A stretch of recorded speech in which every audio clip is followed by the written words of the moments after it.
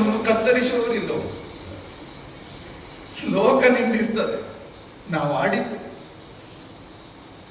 ಸೂರ್ಯಂಗೂ ಉಳಿದ ಕಾಲಕ್ಕೆ ಸೂರ್ಯ ಅಪವಿತ್ರನಾಗುತ್ತಾನ. ಏನ್ ಹೇಳಿದೆ ಅಣ್ಣ ನೀವು?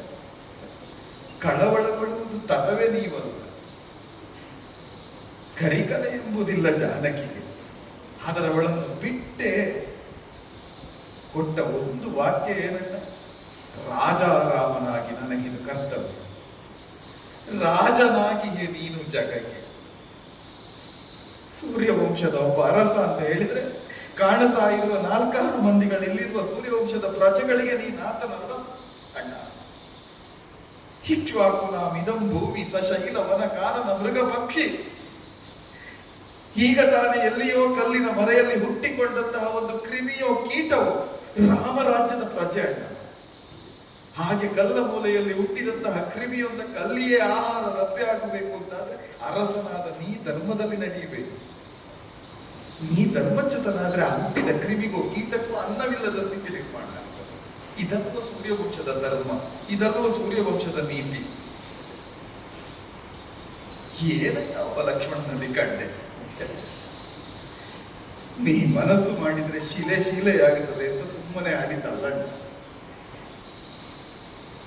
ಪರ್ಣಶಾಲೆಯನ್ನು ಕಟ್ಟುವುದಕ್ಕೆ ಅಪ್ಪಣೆ ಮಾಡಿದ ಕಾಲದಲ್ಲಿ ನಾ ಪರ್ಣಶಾಲೆಯನ್ನು ಕಟ್ಟಿದ್ರೆ ನಿನ್ನ ಬಾಯಿಂದ ಬಂದ ಮಾತೇನಣ್ಣ? ಸ್ವಾಮಿ.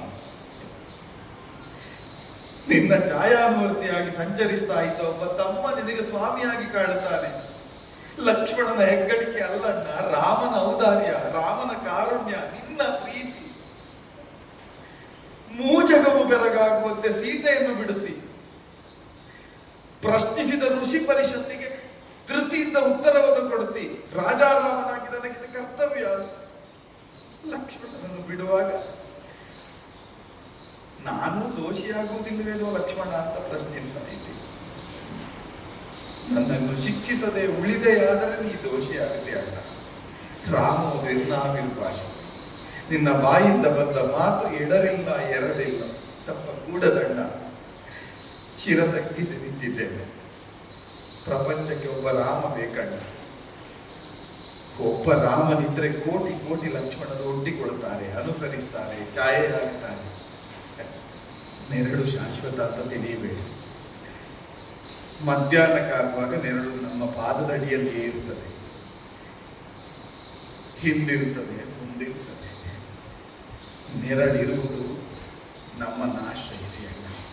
ರಾಮನೆಂಬ ಒಂದು ಮೂರ್ತ ಸ್ವರೂಪ ಲೋಕದಲ್ಲಿ ಧರ್ಮಮೂರ್ತಿಯಾಗಿ ಉಳಿದರೆ ಮುಂದೆಯೂ ಲಕ್ಷ್ಮಣನೆಂಬ ಛಾಯೆ ಇರುತ್ತದೆ, ಹಿಂದೆಯೂ ಲಕ್ಷ್ಮಣನೆಂಬ ಛಾಯೆ ಇರುತ್ತದೆ.